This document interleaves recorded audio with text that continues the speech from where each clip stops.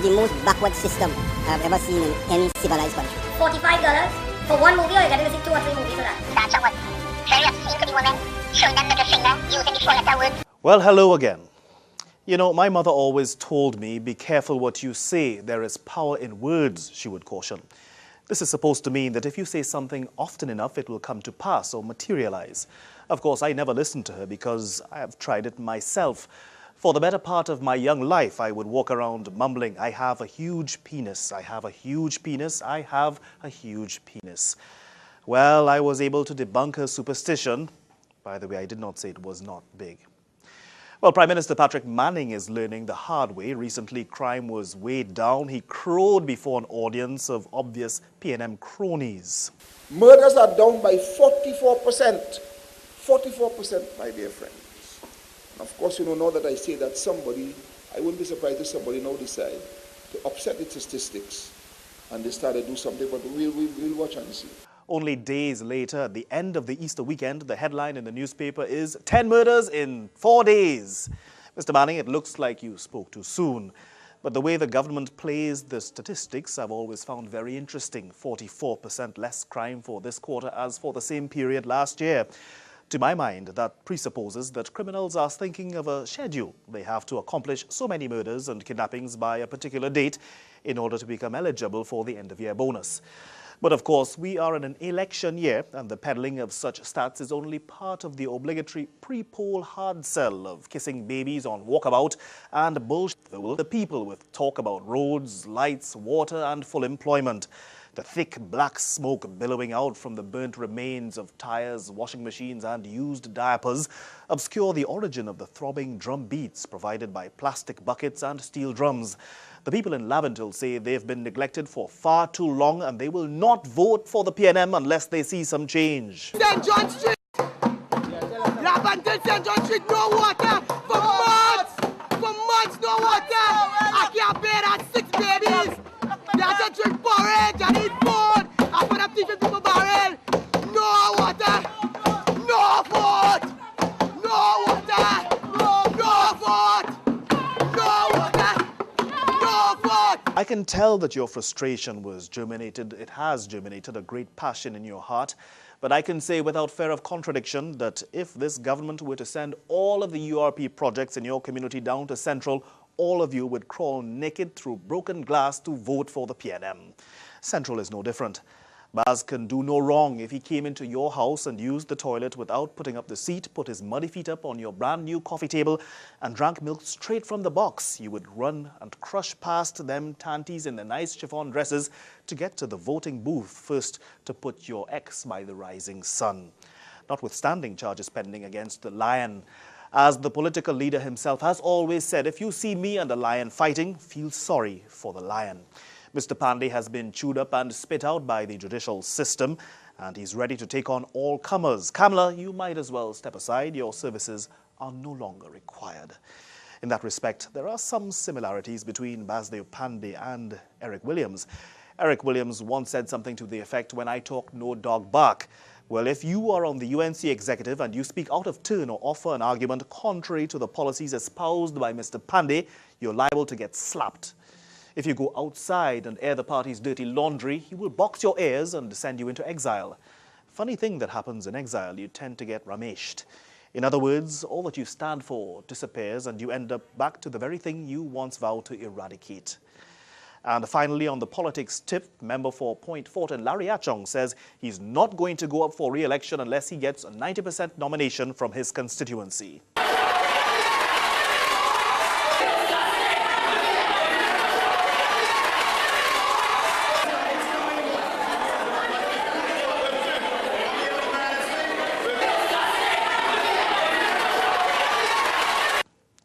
Yes, that is going to happen. We'll take a break. We'll be right back. So I am speaking on behalf of the whole Trinidad and Tobago who experiencing water problems and other problems beside water problem. You know what I mean? Dilapidated roads, you know what I mean? Infringement of the people, you know, and stuff like this.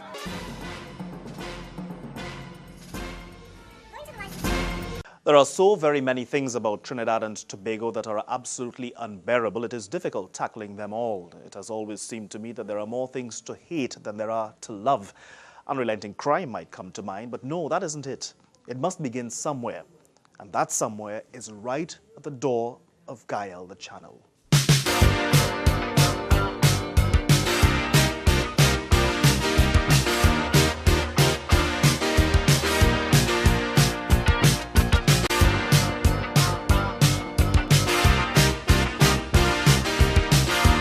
It is not that you were peeing on Gael, that is not the point. But you obviously have no concern about micturating in an area of high human traffic. In most civilized countries, doing that kind of thing and in urban areas would be greeted with oohs and ahs, simply because it is unheard of. But it is not just holding your son's hand and teaching him how to pee in the savannah. Of course, you might say, and this is what the Bible says, let he who is without sin spill the first drop. Well, peeing in the bush is one thing. Peeing in a pool, normal. But pulling out your pickle in the middle of Port of Spain and leaving your scent markings is just incomprehensible. You know what they say, the things Trinidadians do here, they would never do anywhere else. Tearing up the seats on a brand new PTSC bus, no problem.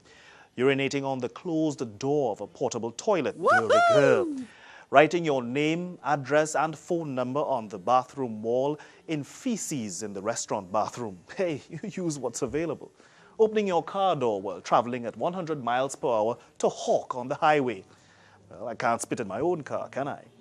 Allowing your child to poop in balcony in Deluxe when it was a cinema and then have a young Paolo Kernahan come to the movie Tarzan of Greystoke and skate in it in his new Halcons, forcing him to hobble home in one shoe. It's normal. It is the taxi drivers speeding up on the shoulder, then forcing their way into the traffic simply so that they do not have to sit in the traffic with the rest of us peasants. The only person worse than the who breaks the line in the bank is the teller who processed the offending line-jumping. A small number of people out there continue to make life for the rest of us miserable. Courtesy is no longer common. I was reading a story in the newspaper last week of a man who pushed an old lady out of a long line. When he was cautioned by a security guard, he cursed the guard and said, "What all you gonna do, lock me up?" Which, fortunately, is precisely what they did. When you go to apply for a license, you're taught that red means stop, yellow means slow down, and green means go. The reality is that green means go, yellow means go faster, and red means on road. We'll take a break. We'll be right back. This is a test to try to open your eye to disguised facts you cannot deny. So will you please comply and don't mama guy? These questions are not made vai. I will give the clue, and when you know it's true, I want you to shout out the word true. But you must listen well to what my questions imply, and if I lie, shout out the word lie. You ready? Now, Trinbagonians are people of every color and hue. Is that true or lie? Lie. You're talented and could do anything you want to do. Is that true or lie? True.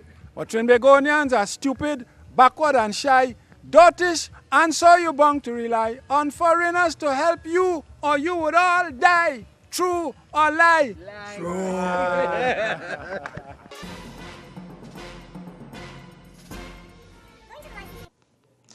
And it is now time for another installment of Trini Dictionary. This one will be particularly useful for the kids, if there are any of them, which there should not be really because of the nature of the content in this program. Chances are, though, that kids learn about the birds and the bees from the intranet as opposed to fumbling parents from my generation who gave you that ridiculous speech about, well, you see, you have a man and a woman, and when a man and a woman love each other, well, you see, they make a decision, and I'm sitting there quietly wondering if my father is trying to tell me about what I've already learned from this rolled-up Hustler magazine I'm sitting on. Anyway, enough of that. Tonight, we're dealing with animals. And to make it more interesting for you, the youngsters, we have some video. So I will run the video clip and leave you to guess what the animal is.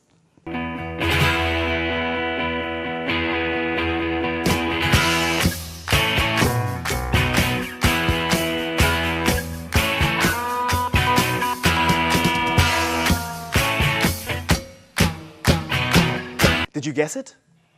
If you said boa constructor, you were right. Let's use it together in a sentence. Boys, yes, I walk in here and only today for the first time I pass in the brush and cutlass and I see this big bow constructor. Very good. You're doing very well. Okay, next clip.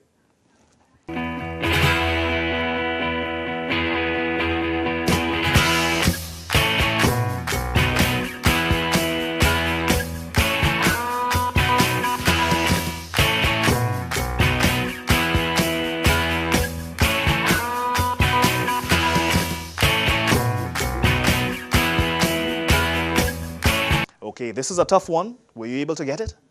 That is correct. It is a Santa P. Let's try it in a sentence, shall we? Junior, don't play in the dirt now. I don't have no money to query you by the doctor if you get stung by a Santa P. Well, that was fun, and I have lots more. Next program, I must get some more that we can continue to play this game, although it might be a bit difficult to get the shots of a pelican, but I will work on that for the next show. Now, on to some other words commonly used in our vocabulary. Let's pull some from the world of fashion. Back when I was a kid and my mother would hire an ironing lady, and that just goes to show how long ago that was. You cannot even find that nowadays. The word here is jeans pants. I will use it in the same manner as she did when she spoke to me that very day. Mr. Paolo, the jeans pants, bring it come back. It didn't finish iron. Well, she had just arrived from Grenada under the P&M importation drive. And then there was my friend from the top of the street. Paolo, you ain't afraid you stretch out your little brother Josie?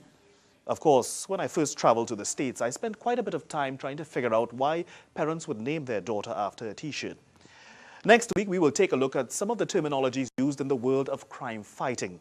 But I will not be getting into a critique of the tactics used by police officers. And now I want to impart some knowledge on the topic of relationships and romance. I've often been told that I have a keen insight on such issues. This is, I believe, because I come from the perspective of someone who is always on the outside looking in.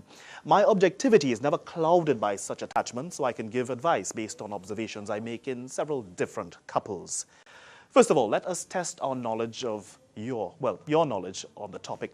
The question is it possible for one man to love and commit to one woman and one woman alone? That it is possible for a man to commit totally to one woman. You know how I know that? Because you're looking at somebody that has done that. Yes, it's possible. He can. Trini man, no way. No way. Yes. I think so. Yes. By all means, he can.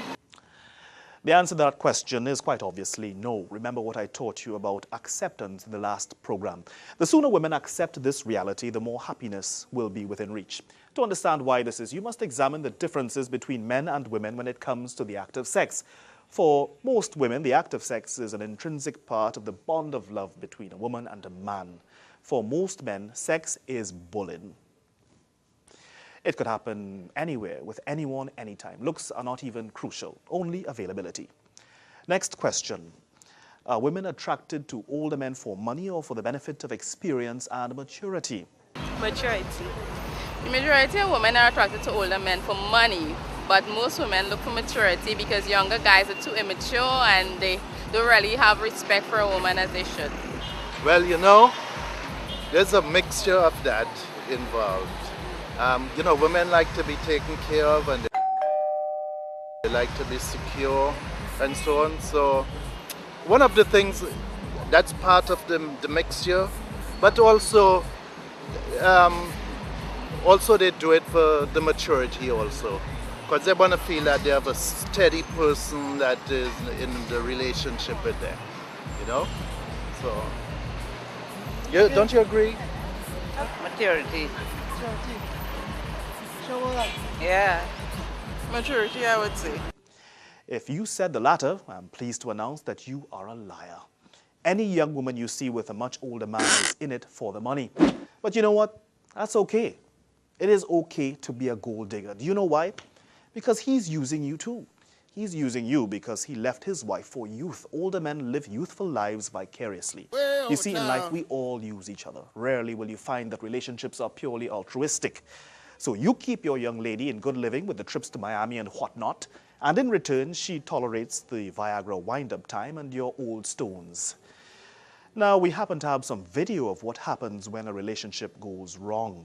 Now, there are many different ways that a relationship can meet its demise. In this circumstance, one young man did not tell his simp that he was pipsing another.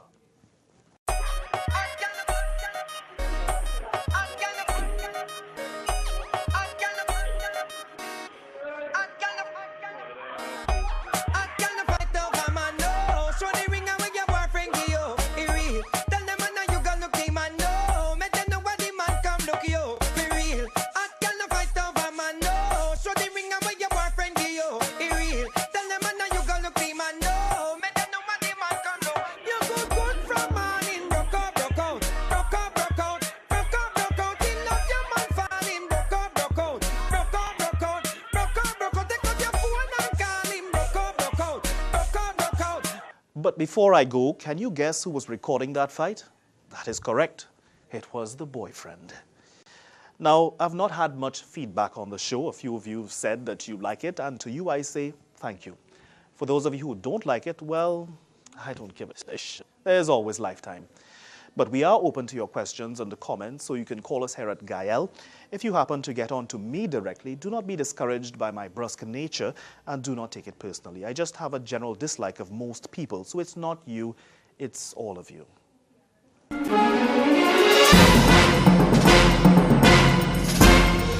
to the licensing office at Rice Road in Port Spain Is the most backward system I've ever seen in any civilized country. $45 for one movie, or you're getting to see 2 or 3 movies for that. That's someone. Very obscene to the women, showing them middle finger, using the 4-letter word.